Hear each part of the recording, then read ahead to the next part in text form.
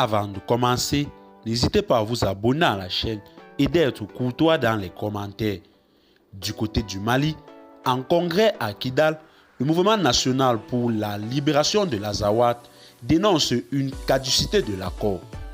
En effet, les assises du mouvement national pour la libération de l'Azawad se sont achevées hier lundi à Kidal sur un ton de dénonciation de l'accord pour la paix et la réconciliation issu du processus d'Alger.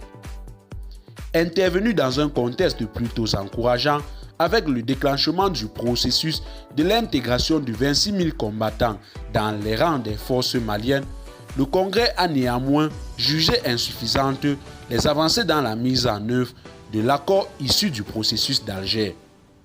Ce n'est pas tout.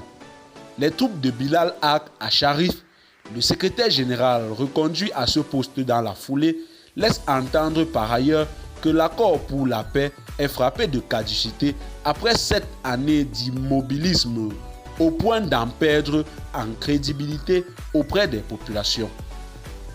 L'évolution des défis et la volatilité du contexte laissent penser que l'accord en état ne puisse répondre aux exigences du moment, peut-on lire dans la résolution finale des assises qui invite en même temps la CMA à prendre acte de ce besoin tacitement exprimé d'une mise à jour de l'accord. S'agirait-il aussi d'une menace de ne plus reconnaître le contenu du document?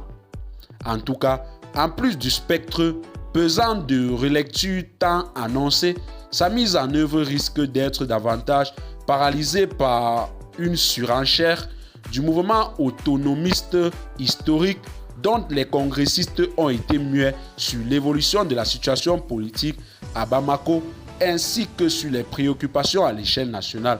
Et bien, chers téléspectateurs, c'est tout pour cette note d'information.